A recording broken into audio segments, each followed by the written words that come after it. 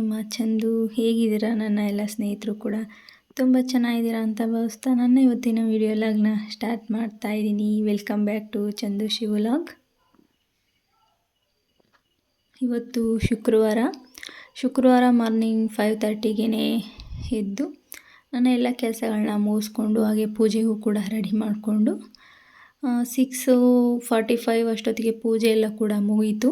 ಪೂಜೆ ಮುಗಿಸಿ ಮಕ್ಕಳು ಕೂಡ ಸ್ಕೂಲಿಗೆ ಹೋಗೋದಕ್ಕೆ ಇನ್ನೂ ಎದ್ದಿರಲಿಲ್ಲ. ಮಕ್ಕಳನ್ನೆಲ್ಲ ಎಬ್ಬರಿಸಿ ಹಾಗೆಯೇ ಸ್ಕೂಲಿಗೆ ರೆಡಿ ಆಗೋದಕ್ಕೆ ಅವ್ರಿಗೂ ಕೂಡ ಕಾಫಿ ಮಾಡಿಕೊಟ್ಟು ತಿಂಡಿ ಏನು ಮಾಡ್ತಾಯಿದ್ದೀನಿ ಇವತ್ತು ಅಂದರೆ ದೋಸೆ ಮಾಡ್ತಾಯಿದ್ದೀನಿ. ದೋಸೆಗೆ ಕಾಂಬಿನೇಷನ್ ಪಲ್ಯ, ತರಕಾರಿ ಪಲ್ಯ ತುಂಬ ಚೆನ್ನಾಗಿರುತ್ತೆ. ಈ ಥರ ಮಾಡಿದ್ರೆ ತರಕಾರಿ ಪಲ್ಯ ಇದು ನೋಡೋದಕ್ಕೆ ಸಾಗು ಥರ ಕಂಡ್ರೂ ಆದರೆ ಸಾಗು ಅಲ್ಲ, ಇದು ಪಲ್ಯನೇ.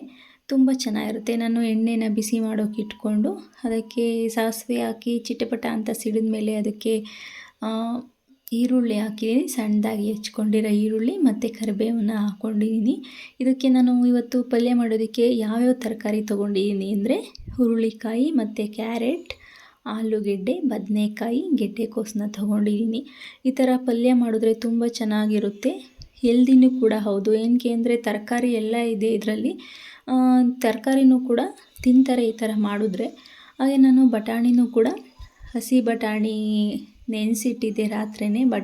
ಒಣ ಬಟಾಣಿನ ಅದನ್ನೇ ಹಾಕಿದ್ದೀನಿ. ಹಸಿ ಬಟಾಣಿ ಕುದ್ರೆ ತುಂಬ ಚೆನ್ನಾಗಿರುತ್ತೆ. ಈಗ ಒಣ ಬಟಾಣಿನೇ ನೆನೆಸಿ ಹಾಕಿರೋದ್ರಿಂದ ಒಂದು ಸ್ವಲ್ಪ ಚೆನ್ನಾಗಿ ಫ್ರೈ ಮಾಡಬೇಕು. ಅದನ್ನು ಹಸಿ ವಾಸನೆ ಎಲ್ಲ ಹೋಗಿ ಫ್ರೈ ಮಾಡಿದ್ರೆ ಜಾಸ್ತಿ ಚೆನ್ನಾಗಿ ಟೇಸ್ಟಿಯಾಗಿರುತ್ತೆ ಮತ್ತು ಬೇಗನೂ ಕೂಡ ಬೆಂದಿರುತ್ತೆ ಬಟಾಣಿ. ಹಾಗೆ ಇದಕ್ಕೆ ನಾವು ಹಚ್ಚಿಟ್ಕೊಂಡಿದ್ವಲ್ಲ ತರಕಾರಿನ ಒಂದು 2-3 ಸಲ ಚೆನ್ನಾಗಿ ತೊಳೆದು ತರಕಾರಿನ ಕೂಡ ಆ್ಯಡ್ ಮಾಡಿದ್ದೀನಿ. ಇದೊಂದು ಸ್ವಲ್ಪ ಎಣ್ಣೆಯಲ್ಲಿ ಫ್ರೈ ಮಾಡಬೇಕು. ಟೇಸ್ಟು ಕೂಡ ತುಂಬ ಚೆನ್ನಾಗಿರುತ್ತೆ. ಹಾಗೆ ಇದಕ್ಕೆ ನಾನು ಮೀಡಿಯಮ್ ಸೈಜು 2 ಸಣ್ಣದು ಟೊಮೊಟೊನೂ ಕೂಡ ಆ್ಯಡ್ ಮಾಡಿದ್ದೀನಿ ಸಣ್ಣದಾಗಿ ಹಚ್ಚಿ. ಹಾಗೆ ಇದು ಸ್ವಲ್ಪ ಫ್ರೈ ಆಗಲಿ ಎಣ್ಣೆಯಲ್ಲಿ. ಆಗ ಅಷ್ಟೊತ್ತಿಗೆ ನಾನು ಸ್ವಲ್ಪ ಕಾಯಿ ತೊಗೊಂಡಿದ್ದೀನಿ. ಕಾಯಿ ಮತ್ತು 1 ಸ್ಪೂನಷ್ಟು ಕಡಲೆ, 1 ಸ್ಪೂನಷ್ಟು ಗಸಗಸೆ ತೊಗೊಂಡಿದ್ದೀನಿ. ಇದನ್ನು ಮಿಕ್ಸಿಗೆ ಹಾಕ್ಕೊಂಡು ಪೇಸ್ಟ್ ಮಾಡ್ಕೊತೀನಿ. ಹಾಗೆಯೇ ಸ್ವಲ್ಪ ನಾನು ತರಕಾರಿಗೆ ಉಪ್ಪು ಕೂಡ ಆ್ಯಡ್ ಮಾಡಿದೆ. ಈ ಥರ ಉಪ್ಪು ಆ್ಯಡ್ ಮಾಡೋದ್ರಿಂದ ತರಕಾರಿಗೆ ಉಪ್ಪು ಎಲ್ಲ ಚೆನ್ನಾಗಿ ಹಿಡಿಯುತ್ತೆ. ತರಕಾರಿಗೆ ಟೇಸ್ಟ್ ತುಂಬ ಚೆನ್ನಾಗಿರುತ್ತೆ, ಸೆಪ್ಪೆ ಬರೋದಿಲ್ಲ. ಹಾಗಾಗಿ ನಾನು ಸ್ವಲ್ಪ ಎಣ್ಣೆಯಲ್ಲಿ ಉಪ್ಪು ಹಾಕಿ ಫ್ರೈ ಮಾಡ್ಕೊಂಡಿದ್ದೀನಿ. ಹಾಗೆ ಇದಕ್ಕೆ ಸ್ವಲ್ಪ ಧನಿಯಾ ಪೌಡರು ಮತ್ತು ಅಚ್ಚ ಖಾರದ ಪುಡಿನೂ ಕೂಡ ಹಾಕಿ ಸ್ವಲ್ಪ ಫ್ರೈ ಮಾಡಿದ್ದೀನಿ. ಫ್ರೈ ಮಾಡಿ ಇದಕ್ಕೆ ನಾವು ಆವಾಗಲೇ ರುಬ್ಬಿಟ್ಕೊಂಡಿದ್ವಲ್ಲ ಕಾಯಿ, ಕಡಲೆ, ಗಸಗಸೆ ಅದನ್ನು ಆ್ಯಡ್ ಮಾಡಿದ್ದೀನಿ. ಇದಕ್ಕೆ ಸ್ವಲ್ಪ ನೀರು ಕೂಡ ಆ್ಯಡ್ ಮಾಡಿದ್ದೀನಿ. ತೀರಾ ಗಟ್ಟಿನೂ ಬೇಡ, ಒಂದು ಸ್ವಲ್ಪ ತೆಳು ಇದ್ರೇ ಮಕ್ಕಳಿಗೆ ತಿನ್ನೋದಕ್ಕೆಲ್ಲ ಚೆನ್ನಾಗಿರುತ್ತೆ. ಹಾಗಾಗಿ ನಾನು ಸ್ವಲ್ಪ ತೆಳುನೇ ಮಾಡಿದ್ದೀನಿ. ಇದು ಒಂದು 3 ವಿಷಲ್ಲು ಆದಮೇಲೆ ಆಫ್ ಮಾಡಿದ್ರೆ ಪಲ್ಯ ಕೂಡ ರೆಡಿಯಾಗಿದೆ.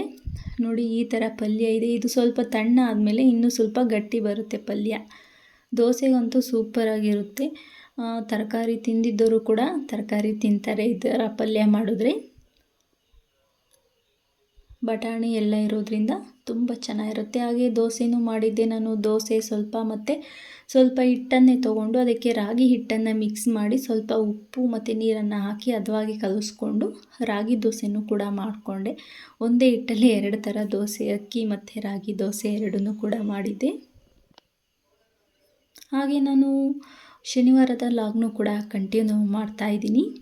ಹಾಗೆ ನಾನು ತಿಂಡಿ ಅಡುಗೆ ಬೆಳಗ್ಗೆನೇ ಮಾರ್ನಿಂಗ್ ಒಂದೇ ಸಲ ಮಾಡಿಬಿಡ್ತೀನಿ ಅಡುಗೆನ. ಮತ್ತು ನಮ್ಮ ಮನೆಯವರು ಕೂಡ ಮಧ್ಯಾಹ್ನದ ಹೊತ್ತು ಊಟ ತೊಗೊಂಡು ಹೋಗೋದಕ್ಕೆ ಬಾಕ್ಸಿಗೆ, ಲಂಚ್ ಬಾಕ್ಸಿಗೆ ಹಾಗೆ ಬೇಕಲ್ಲ. ಹಾಗಾಗಿ ಬೆಳಗ್ಗೆನೇ ಮಾರ್ನಿಂಗ್ ಮಾಡ್ತೀನಿ. ಇವತ್ತು ಏನು ಸಾಂಬಾರು ಮಾಡಿದ್ದೆ ಅಂದರೆ ತೊಗರಿಬೇಳೆ ಸಾಂಬಾರು ಮಾಡಿದ್ದೀನಿ. ಹಾಗೆ ಅದಕ್ಕೆ ಮುದ್ದೆಗೆ ಸ್ವಲ್ಪ ನೆಂಚ್ಕೊಳೋದಕ್ಕೆ ಕಡಲೆಕಾಳನ್ನ ಚೆನ್ನಾಗಿ ಹುರಿದು ಬೇಯಿಸಿದ್ದೀನಿ.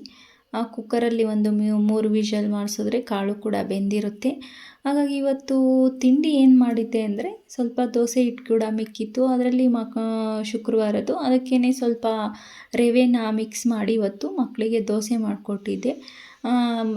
ಬೆಳಗ್ಗೆ ಬ್ರೇಕ್ಫಾಸ್ಟ್ಗೆ ದೋಸೆ, ಮಧ್ಯಾಹ್ನ ಲಂಚ್ ಬಾಕ್ಸಿಗೆ ಇವತ್ತು ಫ್ರೈಡ್ ರೈಸ್ನ ಕೊಟ್ಟು ಕಳಿಸಿದ್ದೀನಿ. ಇವತ್ತು ಹೇಗೆ ಫ್ರೈಡ್ ರೈಸ್ ಮಾಡಿದ್ದೆ, ಬೇಗ ಕೂಡ ಆಗುತ್ತೆ. ಹಾಗಾಗಿ ಇವತ್ತು ಫ್ರೈಡ್ ರೈಸ್ ಮಾಡಿದೆ. ನಾನು ಸ್ವಲ್ಪ ಎಣ್ಣೆ ಮತ್ತು ತುಪ್ಪನ ಹಾಕಿದ್ದೀನಿ ಒಗ್ಗರಣೆಗೆ. ಬಿಸಿಯಾಗಿತ್ತು ಎಣ್ಣೆನೂ ಕೂಡ. ಹಾಗಾಗಿ ಸ್ವಲ್ಪ ಈರುಳ್ಳಿ ಸಣ್ಣದಾಗಿ ಹಚ್ಚಿರೋ ಅಂಥ 2 ಈರುಳ್ಳಿ ತೊಗೊಂಡಿದ್ದೀನಿ. ಒಂದು ಸ್ವಲ್ಪ ದಪ್ಪನೇ ಇತ್ತು ಈರುಳ್ಳಿ, ಹಾಗಾಗಿ 2 ಈರುಳ್ಳಿ ತೊಗೊಂಡಿದ್ದೀನಿ. ಇದೊಂದು ಸ್ವಲ್ಪ ಚೆನ್ನಾಗಿ ಫ್ರೈ ಆಗಲಿ, ಒಂದು ಸ್ವಲ್ಪ ಕಲರ್ ಕೂಡ ಚೇಂಜ್ ಆಗುವಷ್ಟು.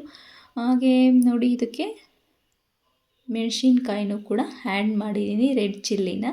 ಹಾಗೆ ನಾನು ಕ್ಯಾರೆಟು ಮತ್ತು ಬೀನ್ಸನ್ನು ಸಣ್ಣದಾಗಿ ಹಚ್ಚಿ ಕ್ಯಾರೆಟು ಮತ್ತು ಬೀನ್ಸ್ನ ಆ್ಯಡ್ ಮಾಡಿದ್ದೀನಿ. ಇದೊಂದು ಸ್ವಲ್ಪ ಚೆನ್ನಾಗಿ ಫ್ರೈ ಆಗಲಿ. ಇದಕ್ಕೆ ಉಪ್ಪು ಕೂಡ ಆ್ಯಡ್ ಮಾಡ್ತಾಯಿದ್ದೀನಿ. ಏನಕ್ಕೆ ಉಪ್ಪು ಈಗಲೇ ಆ್ಯಡ್ ಮಾಡ್ತಾಯಿದ್ದೀನಿ ಅಂದರೆ ತರಕಾರಿಗೆಲ್ಲ ಉಪ್ಪು ಚೆನ್ನಾಗಿ ಹತ್ತುತ್ತೆ, ಹಾಗಾಗಿ ಆ್ಯಡ್ ಮಾಡಿದ್ದೀನಿ. ಸ್ವಲ್ಪ ಫ್ರೈ ಆದಮೇಲೆ ಶುಂಠಿ ಬೆಳ್ಳುಳ್ಳಿ ಪೇಸ್ಟ್ನ ಆ್ಯಡ್ ಮಾಡ್ತಾಯಿದ್ದೀನಿ. ನಾನು ಶುಂಠಿ ಬೆಳ್ಳುಳ್ಳಿ ಸ್ವಲ್ಪ ಇದ್ದಿದ್ದರಿಂದ ಮಿಕ್ಸಿಗೇನು ಹಾಕಿಲ್ಲ, ಸ್ವಲ್ಪ ಕುಟ್ಟಿ ಹಾಕಿದ್ದೀನಿ. ಫಸ್ಟೇ ಹಾಕ್ಬಿಟ್ರೆ ತಳ ಹಿಡಿದ್ಬಿಡುತ್ತೆ, ಹಾಗಾಗಿ ಸ್ವಲ್ಪ ಫ್ರೈ ಆದಮೇಲೆ ಹಾಕಿ ಅದನ್ನು ಕೂಡ ಫ್ರೈ ಮಾಡಿ ಸ್ವಲ್ಪ ಕ್ಯಾಪ್ಸಿಕಮ್ನು ಕೂಡ ಆ್ಯಡ್ ಮಾಡಿದ್ದೀನಿ. ಇದು ಸ್ವಲ್ಪ ಫ್ರೈ ಆಗಲಿ. ಇದೇನು ಜಾಸ್ತಿ ಹೊತ್ತು ಫ್ರೈ ಆಗೋ ಅವಶ್ಯಕತೆ ಇರಲ್ಲ, ಹಾಗಾಗಿ ನಾನು ತರಕಾರಿನ ಸ್ವಲ್ಪ ಚೆನ್ನಾಗಿ ಫ್ರೈ ಮಾಡಿಕೊಂಡು ಆಮೇಲೆ ಕ್ಯಾಪ್ಸಿಕಮ್ನ ಆ್ಯಡ್ ಮಾಡಿದ್ದೀನಿ. ಇದಕ್ಕೆ ಒಂದು 1/4 ಸ್ಪೂನಷ್ಟು ಅಚ್ಚ ಖಾರದ ಪುಡಿ, ಹಾಗೆ ಒಂದು ಅರ್ಧ ಸ್ಪೂನಷ್ಟು ಧನಿಯಾ ಪೌಡರು, ಅರ್ಧ ಸ್ಪೂನಷ್ಟು ಗರಂ ಮಸಾಲ, ಸ್ವಲ್ಪ ಅರಿಶಿನ ಪೌಡರ್ನ ಆ್ಯಡ್ ಮಾಡಿದ್ದೀನಿ. ಹಾಗೆ ಸ್ವಲ್ಪ ಪೆಪ್ಪರ್ ಪೌಡರ್ನು ಕೂಡ ಆ್ಯಡ್ ಮಾಡ್ತಾಯಿದ್ದೀನಿ. ಹಾಗಾಗಿ ಇದಕ್ಕೆ ಸ್ವಲ್ಪ ಮೆಣಸಿನ್ಕಾಯಿ ಯೂಸ್ ಮಾಡಿರೋದ್ರಿಂದ ಖಾರ ಇರುತ್ತೆ ಮಕ್ಕಳಿಗೋಸ್ಕರ, ಅದಕ್ಕೆ ಸ್ವಲ್ಪ ಅಚ್ಚ ಖಾರದ ಪೌಡರ್ನ ನಾನು ಯೂಸ್ ಮಾಡ್ಕೊಂಡಿದ್ದೀನಿ. ಇನ್ನು ಪೆಪ್ಪರ್ ಪೌಡರು ಕೂಡ ಸ್ವಲ್ಪ ಖಾರ ಇರುತ್ತೆ, ಹಾಗಾಗಿ ಇದಕ್ಕೆ ಸ್ವಲ್ಪ ನಿಂಬೆಹಣ್ಣಿನ ಜ್ಯೂಸನ್ನು ಕೂಡ ಆ್ಯಡ್ ಮಾಡಿದ್ದೀನಿ. ಹಾಗೆ ಸ್ವಲ್ಪ ಕೊತ್ತಂಬರಿ ಸೊಪ್ಪು ಆ್ಯಡ್ ಮಾಡಿ ಹಾಗೆಯೇ ಜಾಸ್ತಿ ಹೊತ್ತೇನು ಫ್ರೈ ಮಾಡೋದು ಬೇಡ. ಇದಕ್ಕೆ ನಾವು ರೆಡಿ ಮಾಡಿ ಇಟ್ಕೊಂಡಿದ್ವಲ್ಲ ಅನ್ನನ, ಅದನ್ನು ಕೂಡ ನಾನು ಆ್ಯಡ್ ಮಾಡ್ತಾಯಿದ್ದೀನಿ. ಇದನ್ನು ಚೆನ್ನಾಗಿ ಮಿಕ್ಸ್ ಮಾಡಿದ್ರೆ ಟೇಸ್ಟಿಯಾದಂಥ ಈಸಿಯಾದಂತಹ ಬ್ರೇಕ್ಫಾಸ್ಟ್ ಫ್ರೈಡ್ ರೈಸ್ ರೆಡಿಯಾಗಿದೆ. ನೋಡಿ, ಇವಾಗ ಸರ್ವ್ ಮಾಡ್ಬೋದು. ತುಂಬ ಚೆನ್ನಾಗಿರುತ್ತೆ. ನಾನು ಇದಕ್ಕೆ ಗೋಡಂಬಿನೂ ಕೂಡ ಮೇಲೆ ಆ್ಯಡ್ ಮಾಡಿದ್ದೀನಿ. ತುಂಬ ಚೆನ್ನಾಗಿರುತ್ತೆ ಈ ಥರ ಮಾಡಿಕೊಂಡ್ರೆ. ನೀವು ಕೂಡ ಟ್ರೈ ಮಾಡಿ ಒಂದ್ಸಲ. ಹಾಗೆ ಪ್ಲೀಸ್ ಹೊಸದಾಗಿ ಯಾರೆಲ್ಲ ನೋಡ್ತೀರಾ ಸಬ್ಸ್ಕ್ರೈಬ್ ಮಾಡ್ಕೊಂಡು ನೋಡಿ.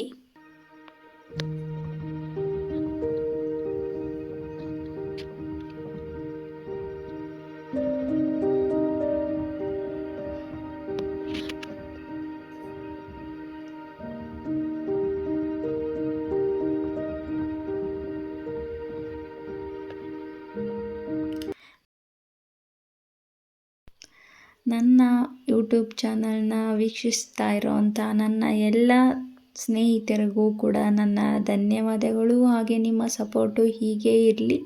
ಪ್ಲೀಸ್ ಸಬ್ಸ್ಕ್ರೈಬ್ ಮಾಡ್ಕೊಂಡು ನೋಡಿ, ಹಾಗೆ ಒಂದು ಲೈಕು ಮತ್ತು ಕಾಮೆಂಟ್ ಮಾಡಿ. ಹೀಗೆ ನಿಮ್ಮ ಸಪೋರ್ಟು ಹೀಗೆ ಇರಲಿ. Thank you for watching.